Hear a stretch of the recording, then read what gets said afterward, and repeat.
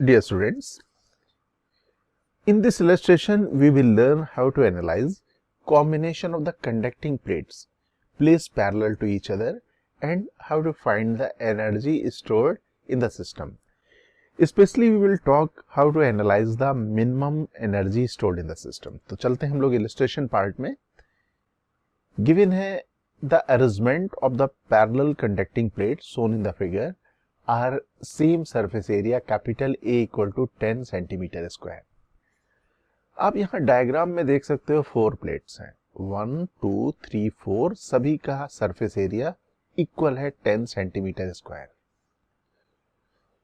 A battery of EMF V naught equal to 10 volt is connected across the ends A and B.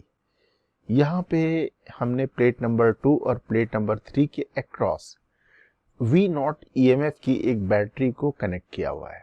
Okay, A plate is positive, that means the point A, या आप कह सकते हो कि plate 2 जो यहाँ conducting plate connected है वो positive terminal of the battery से कनेक्टेड है, जबकि प्लेट नंबर 3 की अगर मैं बात करूं तो it is connected with the negative terminal of the battery.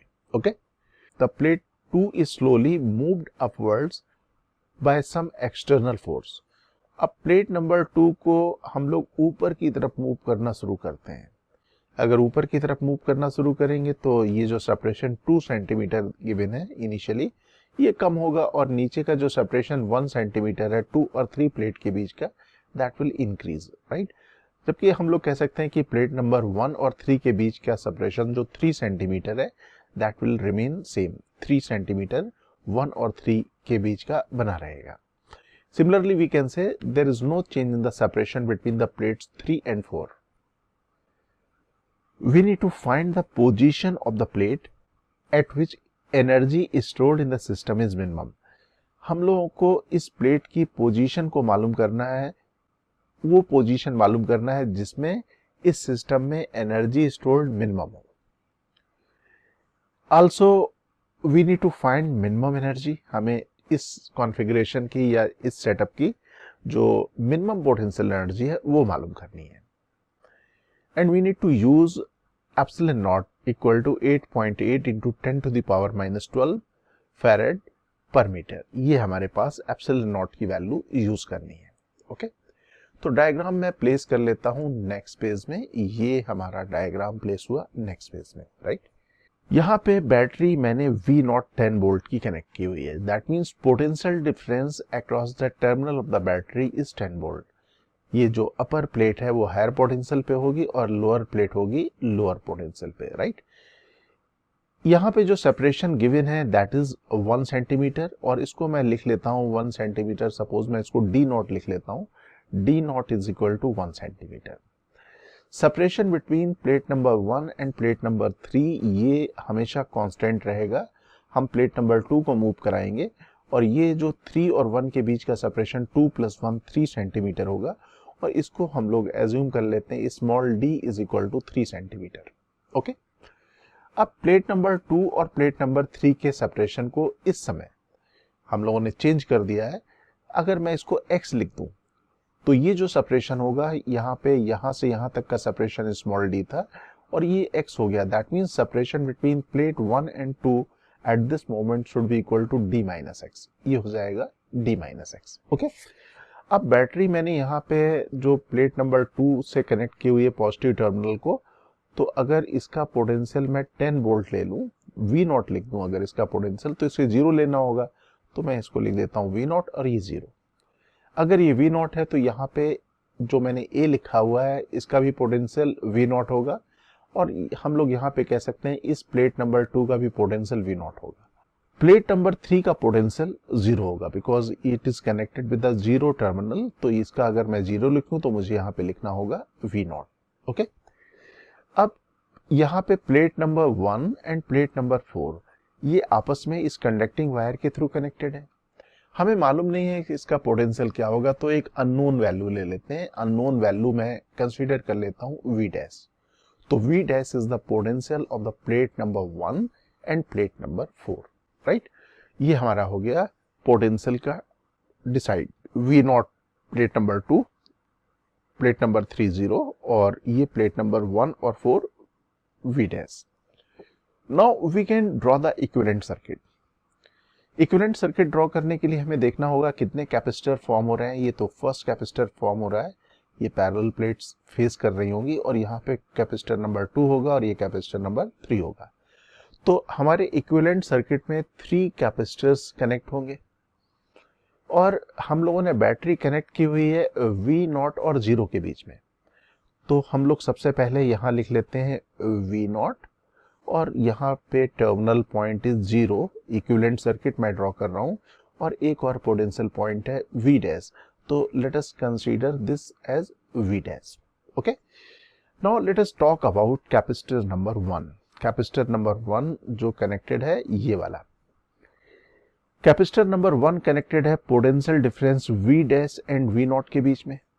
तो यहाँ पे V0 और V डैश के बीच में मैं कैपेसिटर नंबर 1 कनेक्ट कर देता हूं। यहां पे मैं ले जाता हूं फर्स्ट कैपेसिटर, इसको लिख लेता हूं C1। Okay, now let us discuss about capacitor number 2। Capacitor number 2 को ऑब्जर्व करिए कि कितने पोटेंशियल डिफरेंस में कनेक्टेड है। ये कनेक्टेड है V0 और 0 के बीच में। तो V0 is here, 0 is here. तो 0 और V0 के बीच में मैं एक कैपेसिटर कनेक्ट कर देता हूं, इसको लिख लेता हूं C2। This is the second capacitor. ये हो गया मेरा सेकेंड कैपेसिटर। अब थर्ड कैपेसिटर की बात करें। Third capacitor is connected across potential difference V dash and 0। तो V dash is here, 0 is here. इस कैपेसिटर को मैं C3 लिख लेता हूं और ये कनेक्ट हो गया C3 capacitor, third capacitor. Okay, अब यहाँ पे देख सकते हो कि अगर मैं इक्विवेलेंट कैपेसिटी की बात करूं तो इक्विवेलेंट कैपेसिटी हम लोग कैलकुलेट करते हैं बैटरी के टर्मिनल के अक्रॉस। बैटरी के टर्मिनल के अक्रॉस पोटेंशियल डिफरेंस है V0 और 0। तो यहाँ पे अगर मैं देखूं ये इन टर्मिनल के अक्रॉस इक्विवेलेंट कैपेसिटी कैलकुलेट करूं तो these two capacitors are connected in the series combination.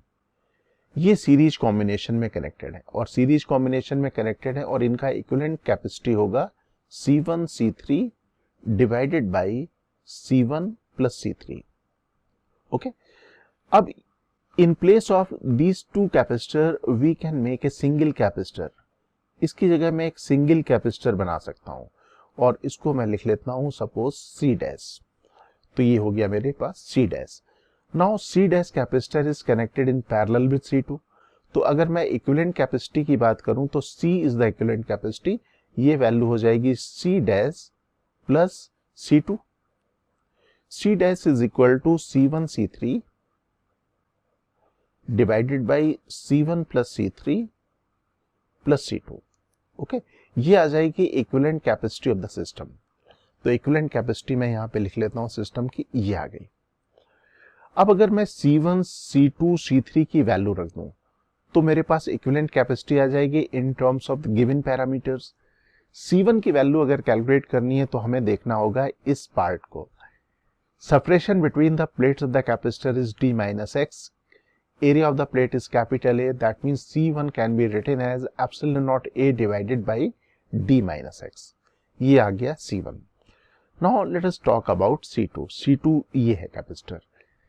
Again plate area is capital A, separation between the plates of the capacitor is small x, that means C2 is equal to epsilon naught A divided by X। Now come to capacitor number 3। Capacitor number 3 is also having the plate area capital A, separation between the plates of the capacitor is small d naught, right? तो ये capacity हो जाएगी C3 is equal to epsilon naught A divided by D naught। अब यहाँ पे C1 C3 और C2 ये सभी वैल्यू में सब्स्टिट्यूट कर देता हूँ। ओके, ये आ गया हमारे पास equivalent capacity in term of X। X is variable. अगर हम लोग X को यहाँ पे वेरी करते रहेंगे, चेंज करते रहेंगे तो this capacitance will also change. और इस कैपेसिटेंस के बारे में अगर हम लोग बात करें तो ये जो इक्विवेलेंट कैपेसिटी इसकी जो फॉर्म होगी इसमें बैटरी हमेशा कनेक्टेड है। That means potential difference across this capacitor, equivalent capacitor is constant. तो इसकी जो पोटेंशियल एनर्जी स्टोर्ड होगी that will be equal to half C multiplied by V0 square. तो इसकी जो पोटेंशियल एनर्जी होगी, इलेक्ट्रोस्टैटिक पोटेंशियल एनर्जी होगी, that is a function of C। That means अगर हमें मिनिमम पोटेंशियल एनर्जी चाहिए तो इसकी हमें कैपिटल सी की वैल्यू भी मिनिमम चाहिए होगी। तो मिनिमम वैल्यू अगर मुझे मालूम करनी है तो मैं सबसे पहले सी को थोड़ा सिंप्लीफाई कर लूं, तो सी मेरे पास आ गया ये। ओके, अब सी को सिंप्लीफाई करने के लिए एप्सिलॉन नॉट ए यहाँ पे है नॉमिनेटर में और डिनोमिनेटर में, तो ये बचा एप्सिलॉन नॉट ए, और यहाँ पे अगर हम लोग लिखेंगे ये आ जाएगा 1 divided by D minus x plus 1 divided by d not. Okay, तो इसको अगर मैं सॉल्व करूंगा तो ये वैल्यू मेरे पास आएगी D naught plus d minus x overall divided by D minus x multiplied by d not. Okay, ये हमारे पास आ जाएगा डिनोमिनेटर का पार्ट। नोमिनेटर में पार्ट होगा epsilon naught A divided by D minus x multiplied by d not. तो ये denominator के जो टर्म है ये D minus x divided by d not, D minus x divided by d not cancel हो जाएंगे। अब ये जो रिलेशन आएगा इस पूरे एक्सप्रेशन की जगह, ये एक्सप्रेशन की जगह हमारे पास सिंप्लीफाइड रिलेशन आएगा epsilon naught A divided by d naught plus d minus x, और इसको एज इट इज मेंटेन रखते हैं, तो ये आ गया epsilon naught A divided by x. Okay, ये हमारे पास आ जाएगी capacitance in function of x. इसको इक्वेशन नंबर 1 बना देते हैं। Now we can write potential energy of the system U equal to 1/2 C V naught square.